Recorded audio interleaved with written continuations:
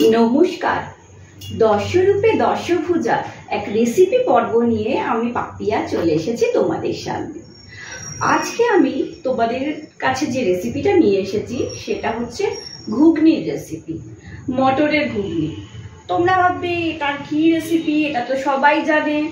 হ্যাঁ, সত্যি কথা, মটরের ঘুগনি সবাই জানো তোমরা, তবে এক একজন আমরা তো এক একভাবে বানাই। তো আমি আমার রেসিপিটা দেখাবো। আর দেখো, মটরের ঘুগনির সাথে না একটা ছোটোবেলার বেশ স্মৃতি জড়িয়ে আছে, আমার অন্তত মনে হয়। কারণ আমাদের ছোটোবেলায় বিজয়া দশমী মানেই হচ্ছে নাড়ু, নিমকি আর ঘুগনি, এই তিনটের টানে আমরা পাড়ার কাকিমা জেঠিমাদের বাড়িতে যেতাম। তো এখনো বছরের মাঝখানে যখনই ঘুগনি হোক না কেন, আমার ঠিক বিজয়া দশমীর ঘুগনিটাই মনে হয় যেন এটা একদম ঠিক টাইমের ঘুগনি। আর সেই জন্য মনে পড়ে যায় ছোটবেলার ব্যাপারটা। ছোটবেলার স্মৃতি সবার কাছেই সবসময় মধুর। তো আজকে চলো মটরের ঘুগনি দেখাচ্ছি। তবে হ্যাঁ, আমি তোমাদের যেটা দেখাবো সেটা কিন্তু নিরামিষ মটরের ঘুগনি দেখাবো। কারণ আমি না পেঁয়াজ রসুন দিয়ে মটরের ঘুগনি ঠিক অতটা পছন্দ করি না। হ্যাঁ, যেটা পেঁয়াজ রসুন দিয়ে করি, আমার পেঁয়াজ রসুন দিয়ে করলে আমার মনে হয় মাটন কিমা ছাড়া ভালো লাগে না মটরের ঘুগনি। চিকেন কিমা দিয়ে আমার পোষায় না, কারণ আমি চিকেন ভালোবাসি না। আর মাটন কিমা ছাড়া এমনি পেঁয়াজ রসুন আমার অতটা ভালো লাগে না, তার থেকে নিরামিষটা ভালো লাগে। আর শনি মঙ্গলবার বা পুজো আচ্চার দিনে নিরামিষটা করলে খেতেও সুবিধা হয়। তো চলো দেখাই তোমাদের কি কি লাগছে। এই দেখো, এর জন্য লাগছে মটর লাগছে। মটরটাকে সেদ্ধ করে নিয়েছি। মানে দেখো, এটা না এমন সেদ্ধ করেছি এগুলো যে গোটা গোটা রয়েছে, কিন্তু চিপলে ভেঙে যাবে, এরমভাবে সেদ্ধ করেছি। মানে পুরো গলেও যাবে না, আবার শক্তও থাকবে না। মটরটাকে এভাবে সেদ্ধ করে নিয়েছি। এটা একটু খেয়াল করে করবে, কেন মটর না কখনো পুরো গলে যায়, আবার কখনো শক্ত থেকে যায়। তো এটা একটু নিজেকে বুঝে করতে হবে। আচ্ছা, এখানে আমি একটা বড় সাইজের আর একটা ছোট সাইজের আলু নিয়েছি, ছোট ছোট করে কেটে নিয়ে নুন দিয়ে একটু গরম জলে হালকা সেদ্ধ নয়, মানে একটু গরম জলে দিয়ে নিয়েছি এটাকে, তারপর তুলে নিয়েছি, যাতে আমার যখন রান্নাটা করব একটু তাড়াতাড়ি হয় সেই জন্যে। আচ্ছা, এরপরে লাগছে তোমার, এটা হচ্ছে আদা বাটা। আর আদা বাটার পরিমাণটা আমি এখন বলছি না, কারণ আমি আদাটা অনেকটাই করে রেখেছি, এবার যখন দেবো তখন দেখবো কতটা লাগে। আচ্ছা, এখানে আছে দুটো টমেটো পেস্ট করা। আর দেখো, এখানে রয়েছে নারকেল কুচি, আর এটাতে রয়েছে যে সাদা জিরে, মৌরি, এখানে তেজপাতা আর দুটো শুকনো লঙ্কা। এইগুলো দিয়ে আমি একটা ভাজা মশলা তৈরি করব সেই জন্য। তবে হ্যাঁ, এখানে তিনটে যে তেজপাতা আছে, তো তার থেকে আমি দুটো দেবো আর একটা আমি ফোড়নের জন্য রেখে দেবো। আচ্ছা, এরপরে লাগছে দেখো, নুন তো লাগবেই, চিনি লাগছে, হলুদ গুঁড়ো, লঙ্কা গুঁড়ো, আর এটা হচ্ছে জিরে গুঁড়ো, এটা হচ্ছে শাহি গরম মশলা, এটা হচ্ছে সর্ষের তেল। আমি রান্নাটা সর্ষের তেলে করব। আর আমি লাস্টে একটু বাটার দেব, কারণ আমার না বাটার দিলে মনে হয় যেন টেস্টটা ভালো হয়। মানে আমার সব রান্নাতে ঘি বা এই ধরনের জিনিস ভালো লাগে। কিছু কিছু রান্নাতে আমি ঘি দেওয়া পছন্দ করি, আবার কিছু কিছু রান্নাতে আমার মনে হয় যে বাটারটা বেশি ভালো লাগে। তো চলো দেখাই তোমাদের আগে আমি কি করছি। এই দেখো, গ্যাসে কড়াই বসিয়ে নিয়েছি। এবার এর মধ্যে দুটো তেজপাতা, কিছুটা সাদা জিরে,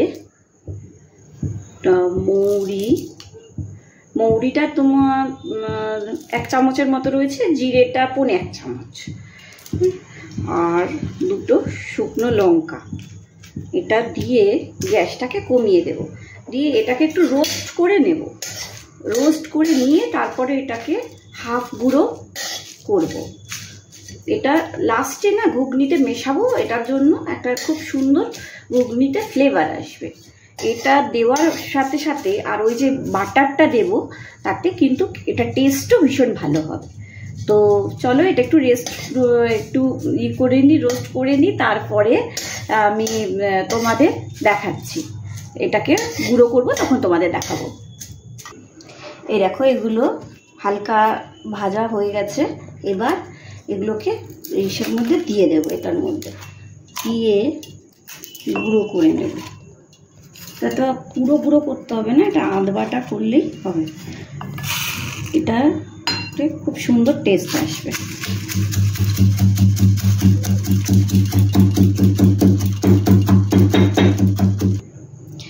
এই দেখো এটা হয়ে গেছে, একটু একটু গোটা গোটা রয়েছে, পুরোটা ডাস্ট হয়নি, এরকম হচ্ছে দেখো। আর আমি এরকমই চাইছিলাম। এইবার এটা তৈরি করা হয়ে গেল। এইবার চলো গ্যাসটা আবার জ্বালাতে হবে। এই দেখো এবার আমি এই যে নারকেল কুচিগুলো নিয়ে নিয়েছি, এবার এখানে তেল গরম করতে দিয়ে দিয়েছি। নারকেলটা এবার তেলে দিয়ে ভেজে নেব। দিলাম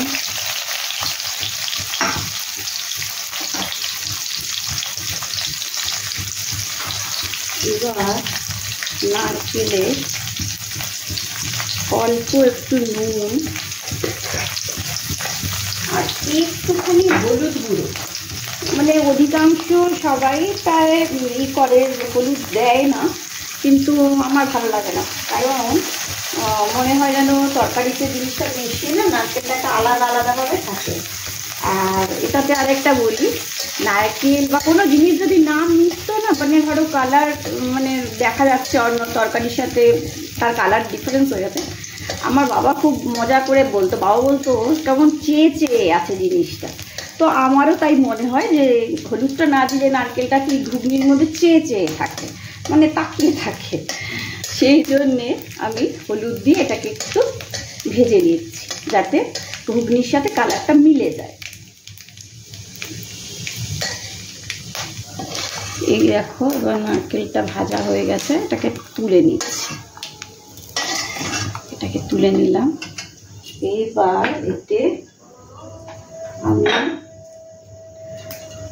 জিরে ফোড়ন আর তেজপাতা যেটা নিয়েছিলাম, ওই তেজপাতা একটা বলেছিলাম তো, সেই একটা তেজপাতা একটু দিয়ে দিলাম। দিয়ে এবার আলুগুলোকে এর মধ্যে দিয়ে দেবো।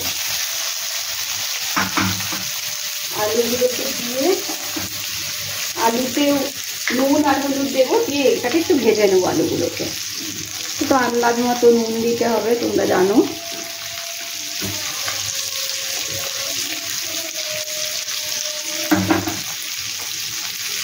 তারপরে নিরামিষ রান্না, আর আমার এমনিও একটু যেহেতু বলি একটু বাতিক রয়েছে, তাই একটু খেয়ালও রাখতে হচ্ছে কোনটা। আজকে হচ্ছে সবই নিরামিষ।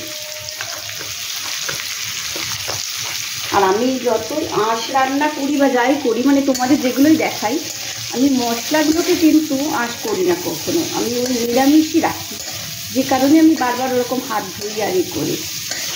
দেখো এবার আলুগুলো ভেজে নেবো, তবে আমার মনে হচ্ছে এখানে না একটু তেল লাগবে, তেলটা একটু কম হয়ে গেছে, একটু তেল দিয়ে নিলাম। এইবার আলুগুলোকে ভালো করে ভাজি, তারপরে তোমাদের দেখাচ্ছি। ওইদিকে দেখো আলুটা তো ভাজা হচ্ছে, আমি ততক্ষণে দেখিয়ে নিই। এখানে আমি একটুখানি লঙ্কা গুঁড়ো, যেরকম আমি মশলাটা বানাই ওটা বানিয়ে নিচ্ছি, তবে এখানে বেশি লঙ্কা গুঁড়ো দেবো না, কারণ আমি তো একটা গুঁড়ো মশলা করেছি যেটার মধ্যে লঙ্কা জিরে দিয়েছি, তাও ওতে একটু দেবো, কারণ খুব বেশি তো দিইনি ওটাতে। লঙ্কা জিরে আর হলুদ গুঁড়ো, লঙ্কা জিরে হলুদ গুঁড়ো,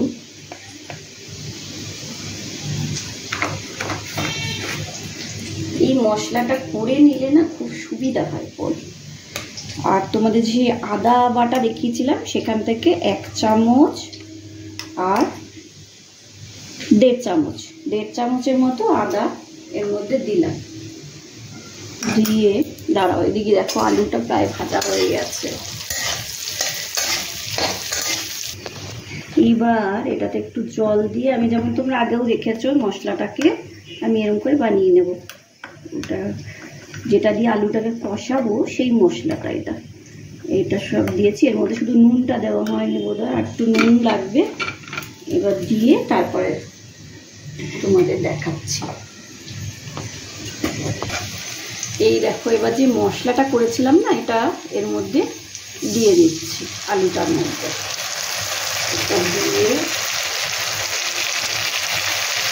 দিয়ে দিলাম। আর টমেটোর যে পেস্টটা ছিল সেটা এর মধ্যে দিয়ে দিলাম। এইবার এটাকে ভালো করে কষাতে হবে, যাতে টমেটোর কাঁচা গন্ধটা না থাকে, ভালো করে মিশে যায় আর মশলাটাও ভালো করে ভাজা হয়ে যায়। ভালো করে ভাজা হয়ে গেলে টমেটোর গন্ধটাও চলে যাবে আর তেল ছাড়তে শুরু করবে, তখন তো বুঝতেই পারবে, তখন আমি মটরগুলো দেবো। তো এখন একটু কমিয়ে নিয়েছি, খুব বাড়িয়ে নিলে কী হবে, তাড়াতাড়ি পুড়ে যাবে, মশলাটা ভালো করে ভাজা হবে না।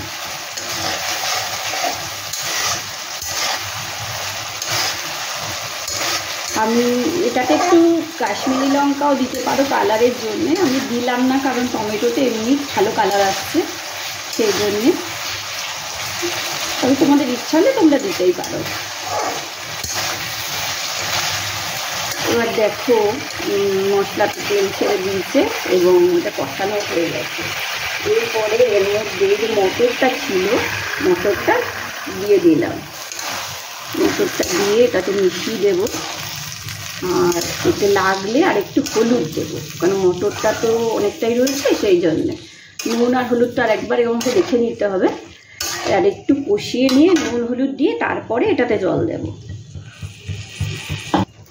এই দেখো একটু মানে কষানোটা হয়ে গেছে মটর দিয়ে, এবার আমি এতে গরম জল দেব। হ্যাঁ, মটরের ঘুগনিতে আমি সাধারণত ঠান্ডা জল দিই না, কারণ মটরগুলো না তাহলে আবার শক্ত হয়ে যায়, আমি দেখেছি। তো এতে একটু গরম জল দিলাম, আর একটু দিয়ে দিই কারণ আলুটাও তো সেদ্ধ হবে, আমি আলুটা একটু সেদ্ধ করেছিলাম। এবার এটা জল দেওয়া হয়ে গেল, এরপরে এর মধ্যে চিনি আন্দাজ মতো চিনি দিয়ে দিলাম।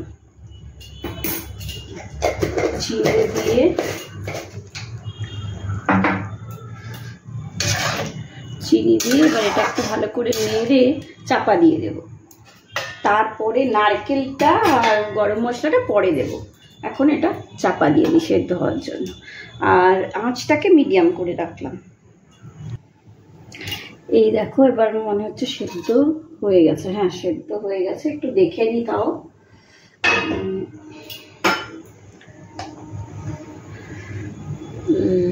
হ্যাঁ, আলু একদম সেদ্ধ হয়ে গেছে ভালো করে। আর ঝোলটা আমি আর বেশি টানাবো না, কারণ আলু রয়েছে তো, আর মটরে ভীষণ ঝোলটা টেনে নেয় ফট করে। এইবার আমি নারকেলগুলো দিয়ে দিলাম যেগুলো ভেজে রেখেছিলাম, আর একটু শাহি গরম মশলা দিয়ে দেবো এর মধ্যে। শাহি গরম মশলা দিলাম, আর যে ভাজা মশলাটা রেখেছিলাম না, এই যে এটা গুঁড়ো করে তোমরা দেখলে মৌরি জিরে, ওটা দিয়ে দেবো এর মধ্যে। ওটা দিয়ে দিলাম, আর একটুখানি বাটার। আমি তো বললাম যে বাটার দিলে টেস্টটা খুব ভালো হয়। এইবার সব মিলে মিশিয়ে দেবো আমি করে। ব্যাস, আমার হয়ে গেছে। এবার আমি গ্যাসটা বন্ধ করে দিই। এইটা যা টেস্ট হবে তোমরা করে দেখো। নিরামিষ এই ঘুগনিটা এত টেস্ট হয় না যে আমিষ ঘুগনি পাত্তা পাবে না এর কাছে। আমি গ্যাসটা অফ করে দিচ্ছি, তারপর তোমাদের দেখাচ্ছি। এই যে হয়ে গেছে নিরামিষ ঘুগনি, দেখো। আর যখন এটা বানাবে না একটু ঝোল ঝোল রেখো, কারণ মটর আর আলুতে ভীষণ ঝোল টেনে নেয়। তাহলে একদম যদি মাখা মাখা করে ফেলো না, তাহলে যখন খাবে, ধরো 1-1.5 ঘন্টা পরে যদি খাও, একদম চাপ চাপ হয়ে যাবে জিনিসটা, অত টেস্টটা ভালো লাগবে না। তাই জন্য একটু ঝোল রেখো। আমিও একটু ওই জন্য ঝোল ঝোল রাখলাম। বানিয়ে দেখো, তারপর খেয়ে বলো কেমন লাগলো। অন্যকে খাইয়ে তাদের কাছ থেকেও নিও মতামত। আমার মনে হয় সবার ভালো লাগবে। আর নিরামিষ পুজো আচ্ছার দিনে বা এসে নিরামিষ যেসব দিনে খাওয়া হয়, খুব ভালো এটা একটা টিফিন হবে, বা রাতের খাবারও ধরো পরোটার সাথে চলে যাবে। তাহলে এই রেসিপিটা তোমরা বানিয়ে দেখো। আমি আমার সিস্টেমে দেখালাম।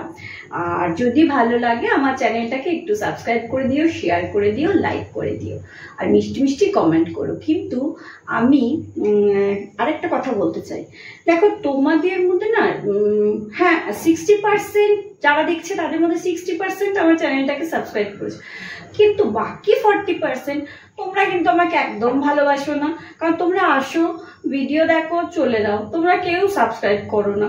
কেন? আমি কি এতই খারাপ যে আমার চ্যানেলটাকে একটু সাবস্ক্রাইব করা যায় না? তো প্লিজ প্লিজ আমার চ্যানেলটাকে একটু সাবস্ক্রাইব করে দিও, শেয়ার করে দিও, আমার পাশে থেকো। আজ আসি।